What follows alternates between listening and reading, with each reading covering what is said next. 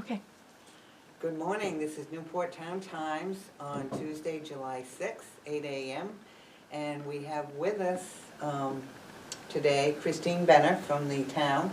She is the Economic Marketing Development coordinator. Development Coordinator. I never can get all these different things under my belt. But anyway, she's going to update us on things that she's been working on in the town. So Christine, it's all yours. Well, thank you for having me. Lots going on my side of things within the town. Right now, I was just telling Jackie, is kind of the grant season, if you will, in the municipal world, and there's grants for everything. So the way a grant works is it's either private or federally funded money that a town or community, a nonprofit applies for.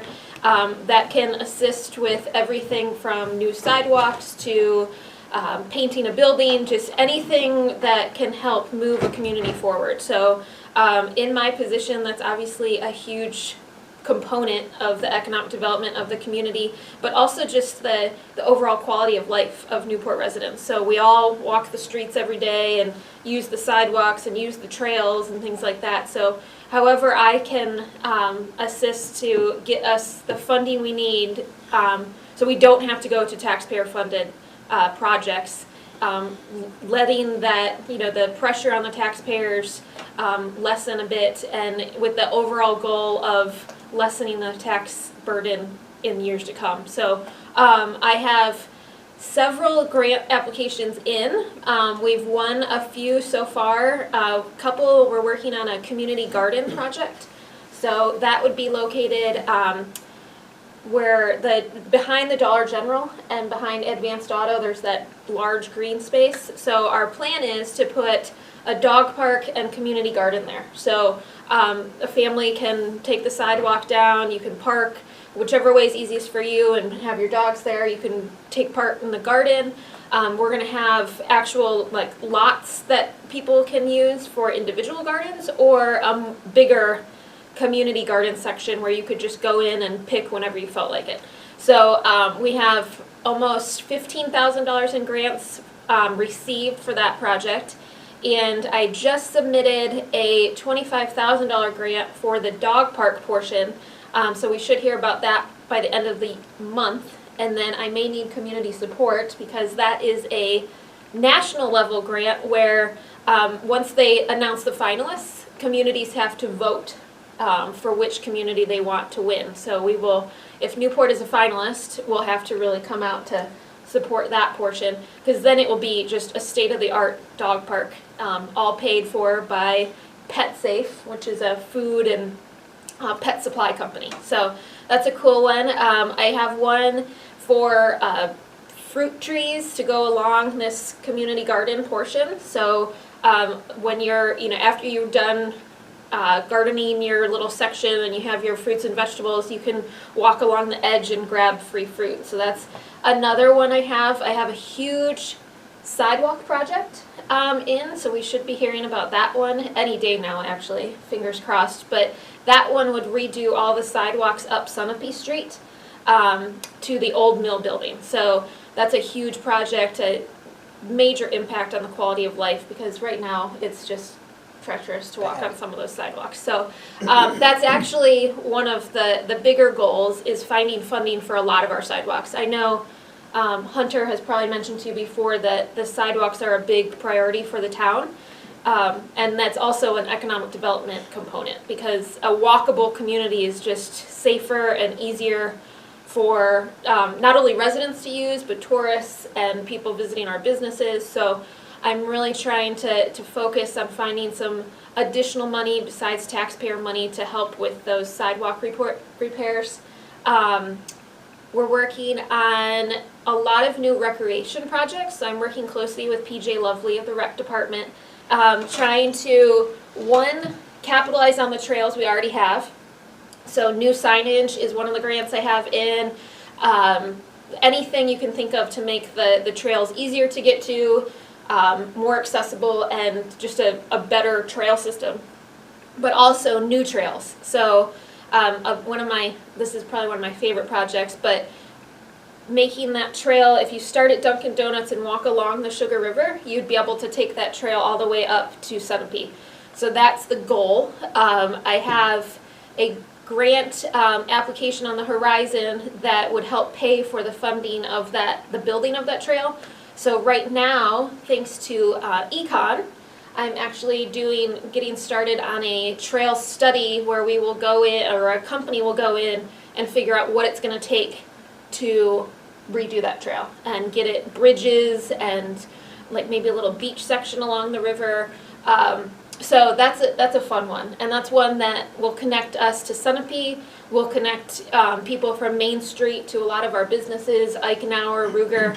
So it's a multifaceted project that improves your, where you can go and the quality of life. And I live on that side of the town, so I know how it is that there's nowhere to get to a trail.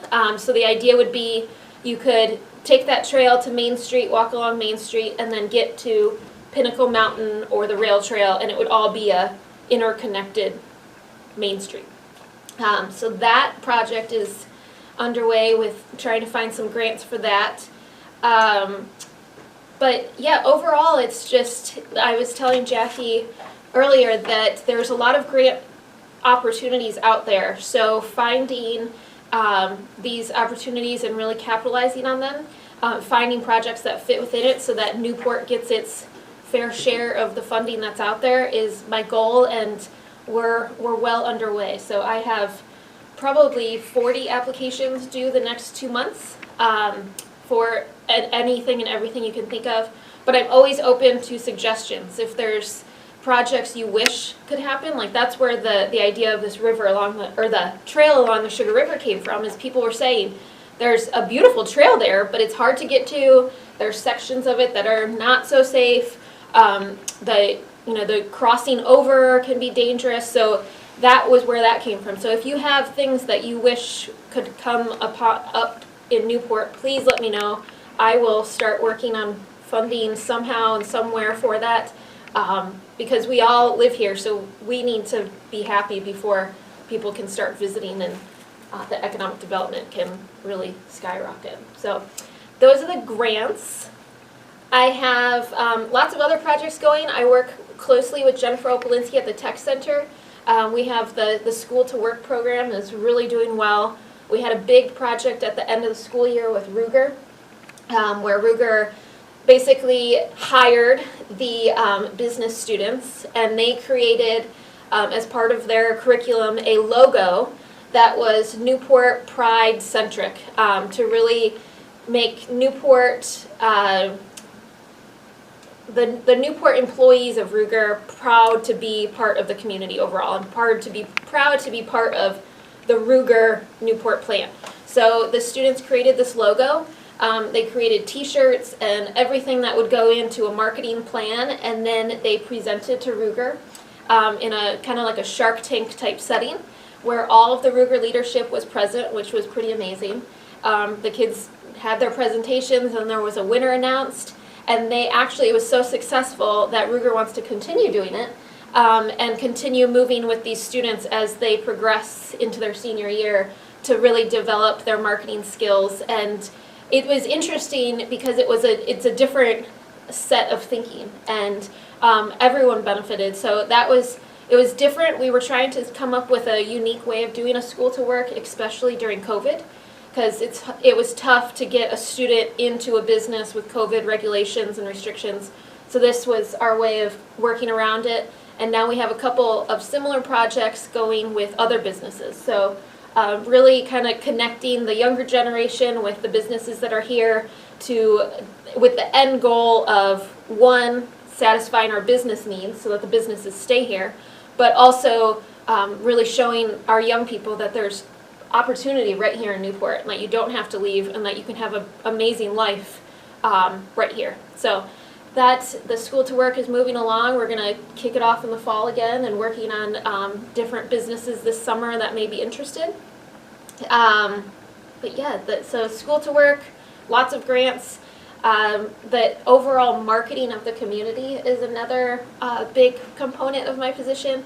So we are working on a community newspaper that I will have more information to share at the end of the month, if we wanted to go over that. But right now, basically, we're looking for guest writers. So if you have ever had an interest in writing an article, if you want to, have a section on parent advice, or we're looking at a section on Meet Your Neighbor, where we can kind of showcase different people within the community every edition.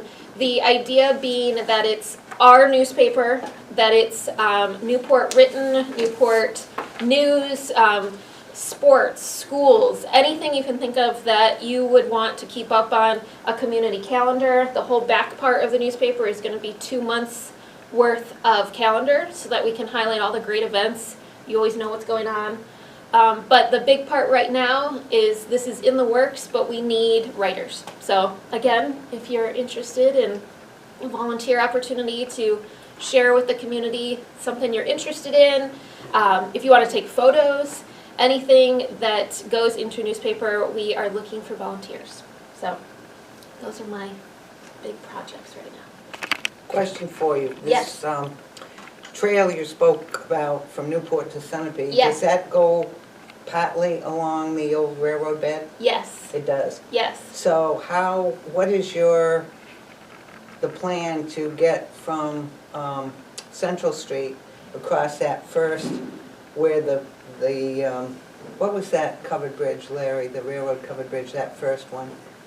I know, is the steel still there? Yes, Yeah. yeah. Okay, so that's where these engineers who are gonna come in, they've done similar trails in Manchester, Hooksett, I think Rochester, where they go in and basically figure out how to use that structure and how to make it safe, but make a walking bridge out of it. So the thinking is that you'd start at Dunkin' Donuts, walk along, you'd cross over on, it's either that bridge or we'd have to make a different one. I don't remember off the top of my head.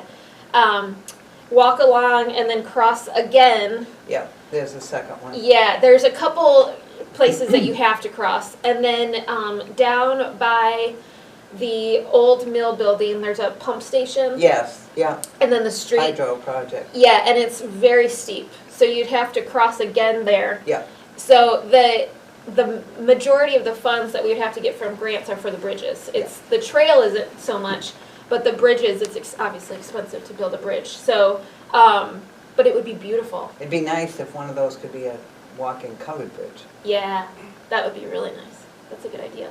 But the idea is to, and I think you would agree with this, is to keep as much as we can of the historical component, because it really absolutely. shows how powerful the Sugar River was.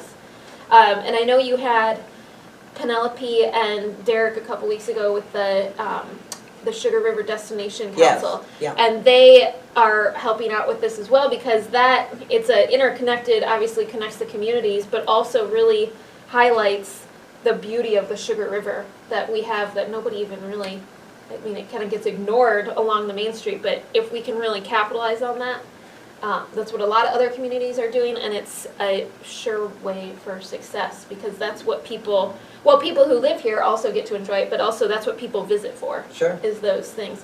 I'm also thinking, a unique kind of take on a trail is to make it a history trail. So as you're walking along, there would be plaques that would showcase. I can help you on that. I know I can, but showcase everything that took place, whether it be along the river or in Newport, because if we have a visitor from Sunapee who's coming over and you have no idea the amazing history that was here, that walking path may be able to suck someone in. So. Sure. Yeah, there were 3 railroad covered bridges, the places you mentioned. Yeah, So, yeah, that would be neat. yeah. Christine, is any of that going to, in the plans to be paved? Thinking about it, Yeah. that's obviously another expense, so it Yeah. may be in stages. I Yeah. know the first portion from Dunkin' Donuts down to like La Valley's would be stage 1. Yeah. Because I had no idea how much building one of these trails is, and that would satisfy one round of grants. Yeah. So from there, I think we can build it as much as we want, and that's where the community input comes in.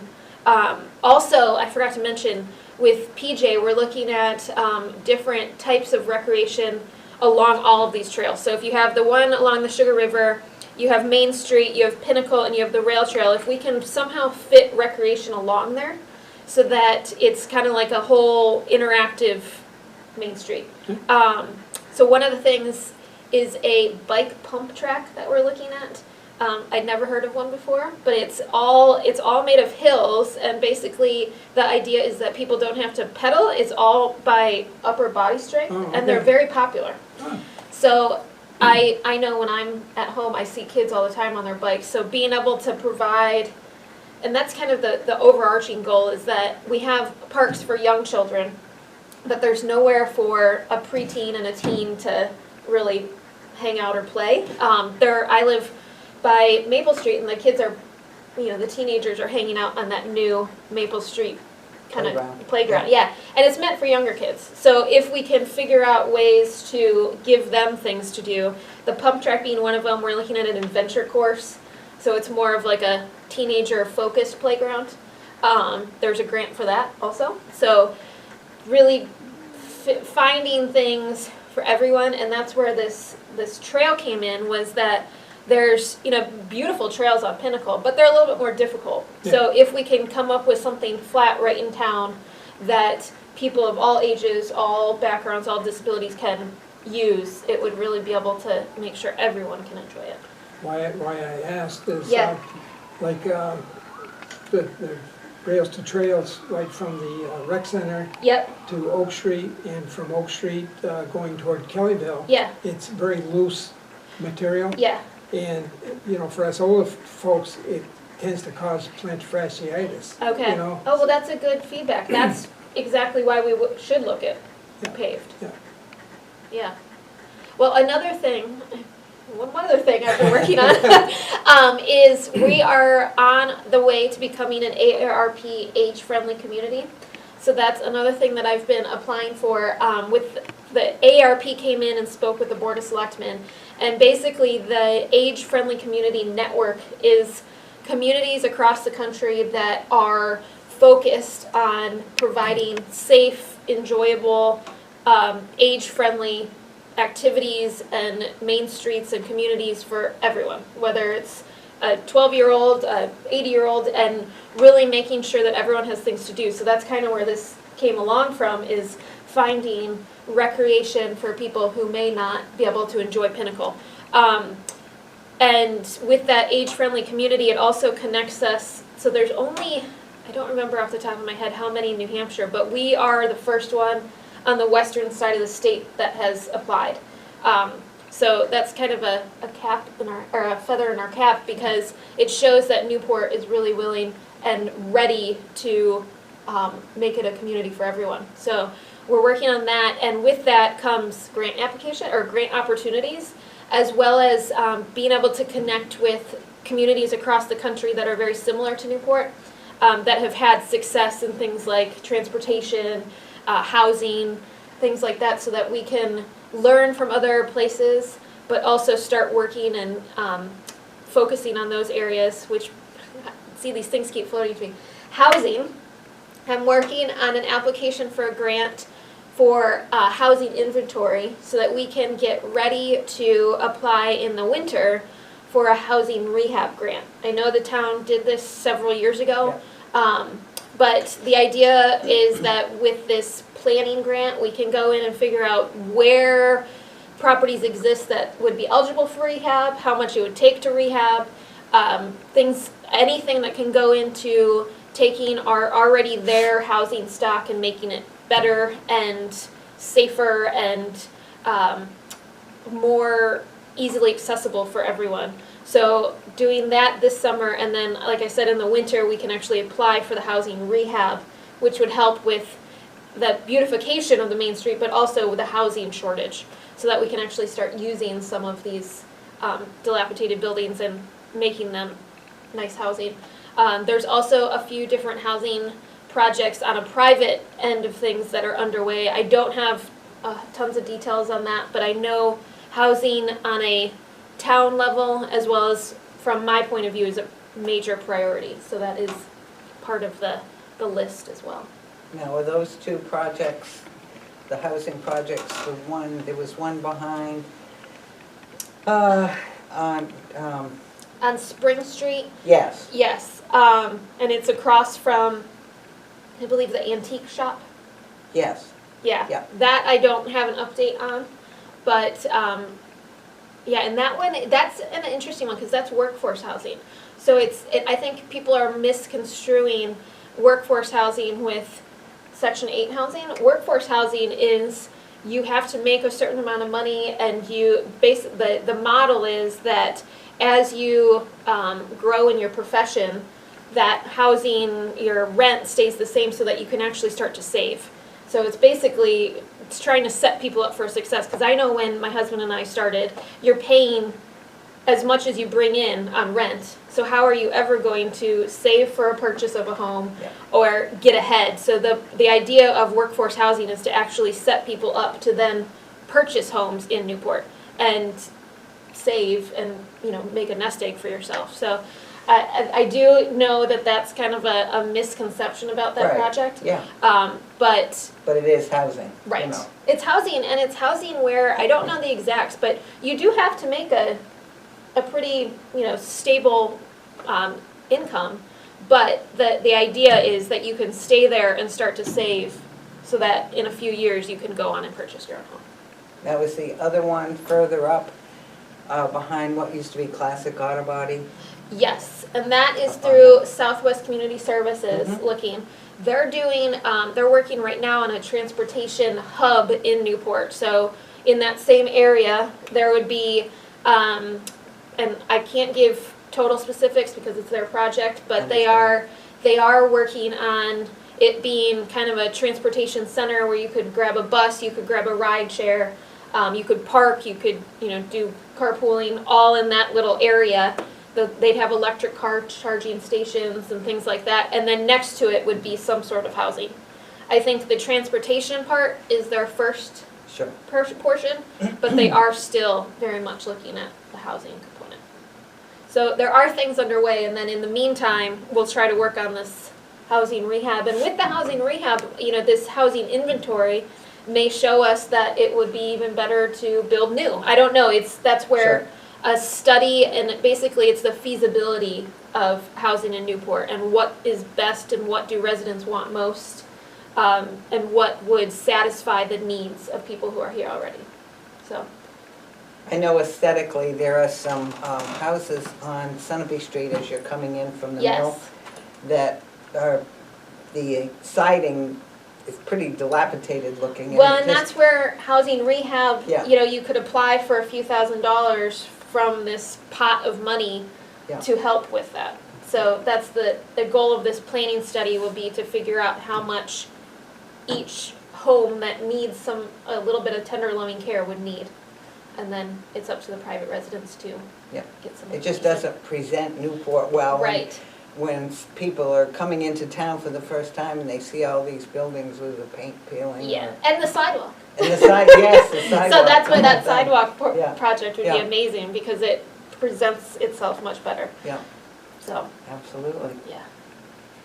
So is that it? I think I could keep going. Well, but by all means. Overall, I just think the big part, and I'm grateful that you had me here, is to let people know that I am completely receptive to ideas. So if there's things that you wish you could see, if there's things about the town that you wish could be different, whatever it is to keep people, it's a great place to live. So we want to make sure that we keep it a great place to live and hear out anyone who has concerns and focus my efforts on what would make the people who live here already the happiest. So.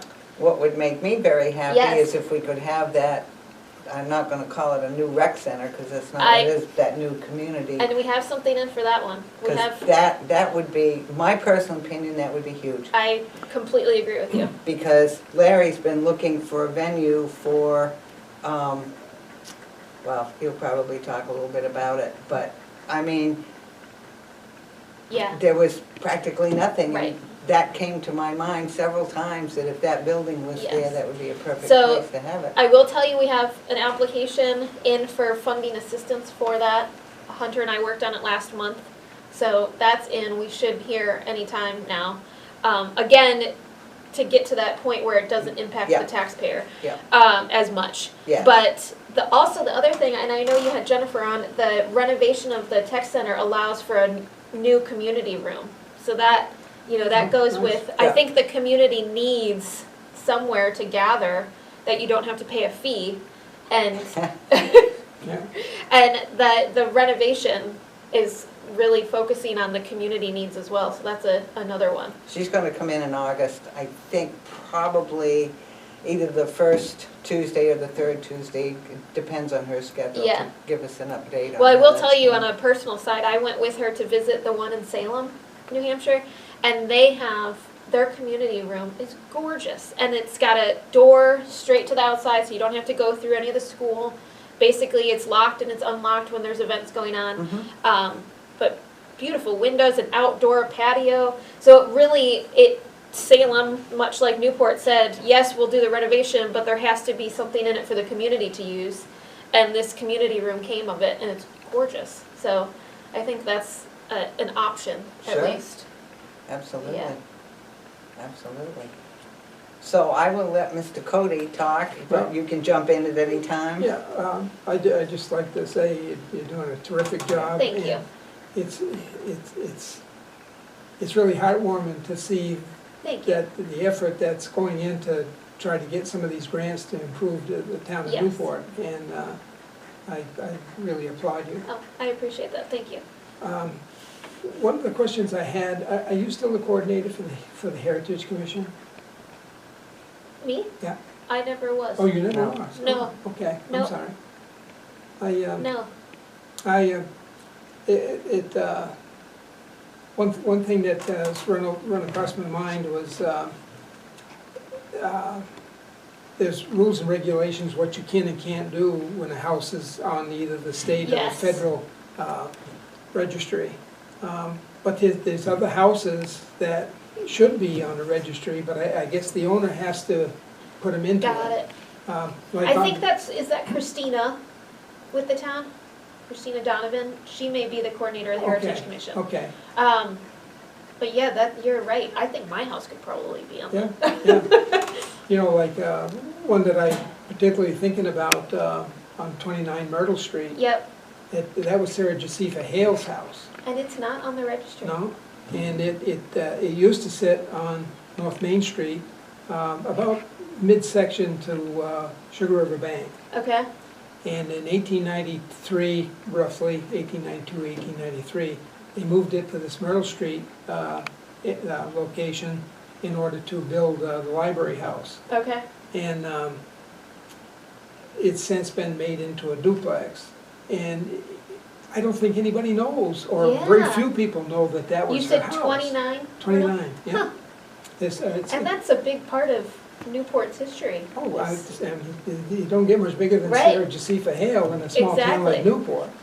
And so that was a question I had, and I apologize for No, confusing you with, I can mention it to Christina because, yeah, that's very interesting. yeah.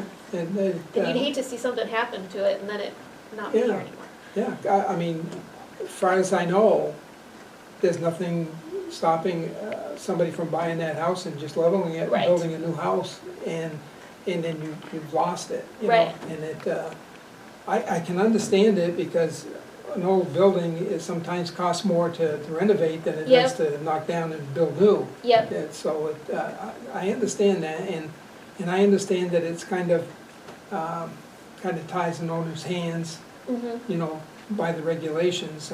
You can pretty much do what you want inside, I understand, but Yep. on the outside, Yes. it has to remain the same. So, yeah, I guess I'll have to stop Yeah. in. definitely. What Jackie was mentioning, I was asked to find out meeting location in Newport for a relative of, she would be the granddaughter 3 times removed from Austin Corbin. And she is the caretaker of the archives of the families of Austin Corbin and the Edgels, who George S. Edgel married Austin Corbin's second daughter, Elizabeth, and then his first daughter married Champollion, whose grandfather, his grandfather had deciphered the Rosetta Stone, you know, Yeah. with Napoleon when they went into, Egypt. So there's so much history there. And this lady, Ellen Edgel Simmons, is she's going to be bringing her data to Newport for a private viewing. Apparently there's a man that wants to write a book on Harold Baines, who was a naturalist up at Corbin Park, worked with the animals. And just a cute little side story, Ellen and her husband traveled a couple of years ago before COVID, and they went out to Mount Rushmore, and the naturalist up there was talking about, well, you know, there's buffalo here, and they can't be trained and all this. And so Ellen raises her hand and says, well, I've got pictures of, you know, in Corbin Park where Harold Baines trained buffalo to pull a cart, you know. So it's kind of a cute little story. She stands up for Newport and for Corbin Park and her family's heritage.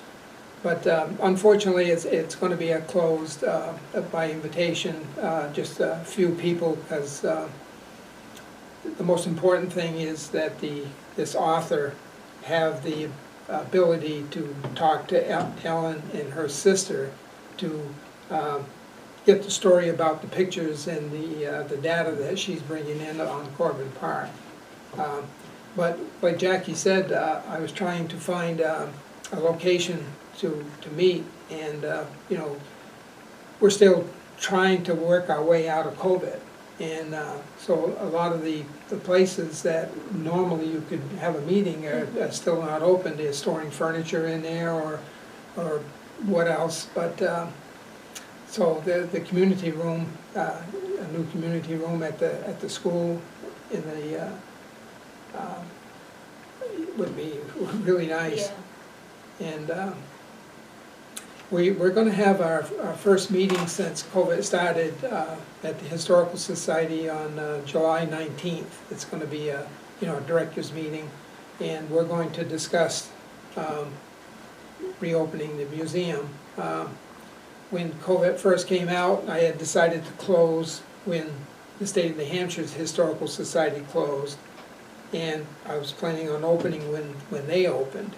And I've been getting a lot of requests, for opening the museum, so I called the New Hampshire Historical Society, and they said that they're looking at October.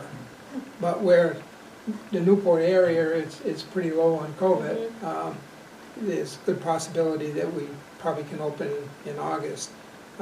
What I'm going to need is to coordinate with a group of people that want to be docents, and see if a lot of the long-time docents from the past are still interested in being a current docent.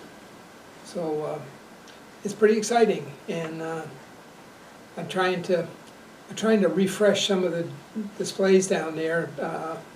The displays that are there pretty much have not been seen by very many people because they were done the September before COVID came out, and winter you have very little visitation, and just when visitation would be starting to ramp up, that's when everything closed down for COVID. So I think there's going to be some new things for people to see, and some of the displays, like the one on the Corbin Covered Bridge, I think that'll pretty much stand as it is, because I don't think that many people have seen it. So that's all I have to say on Historical Society. Talk about the book, the new book that Jane is finished. Okay. When I first got involved with the Historical Society in the museum, there was just incredible amount of data. They was papers from the mid-1700s, and through the Moose Plate grant, we've been able to get those cleaned, deacidified, and preserved. And they were 1800s papers and whatnot. And one of the things I located was a typed diary, or I tend to call it a ledger, but apparently he called it a diary, of a man from Newport. He lived up in North Newport. His father was a bricklayer, and his name was Charles Emerson. And he went to Boston in 1852 and took a sailing ship from Boston around Cape Horn up to San Francisco. And he chronicles a lot of the things, like, you know, they'd have times when there'd be no wind and they'd just be sitting there, and then they'd have a storm and they had a hog pen on the deck, and a 300-pound hog was washed off the deck, and, you know, I mean, it's just all kind of, you know, it's just incredible. And then when he got to San Francisco, he went out prospecting like everybody else did for a very short time, like a week or two or a month, and the plots that you got were like 15-foot square. So, you know, your prospects of really making it rich were pretty dim, and he saw that right off. So he came back to San Francisco or the surrounding towns, and he worked at various businesses, and he chronicles that in his diary, where he worked, how many days he worked, and what he was paid. And so it's really gives you a good insight.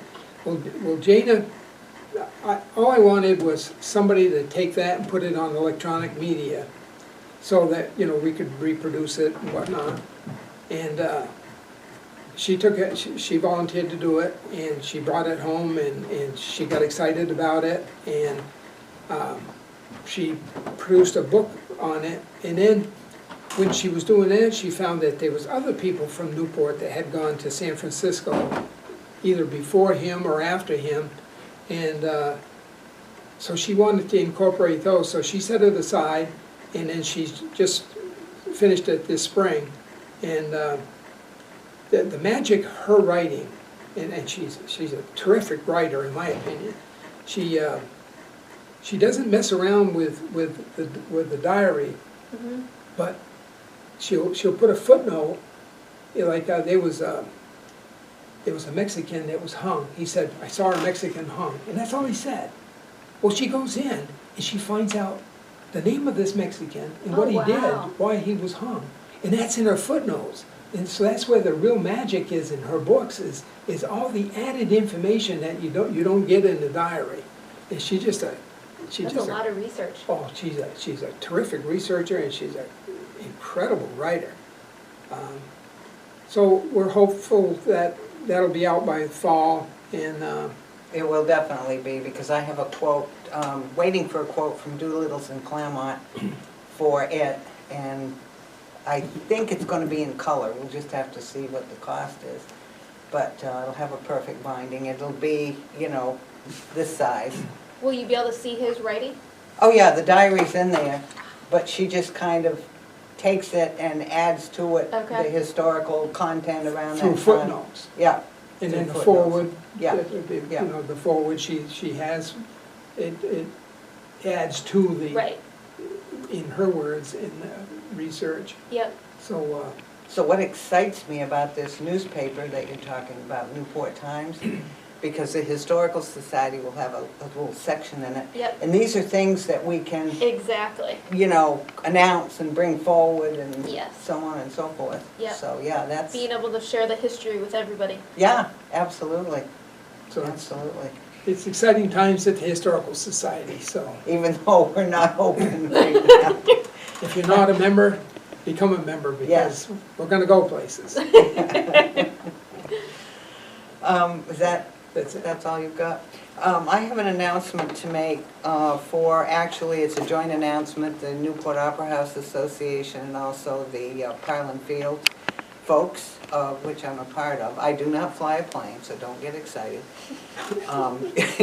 Big crash on the runway.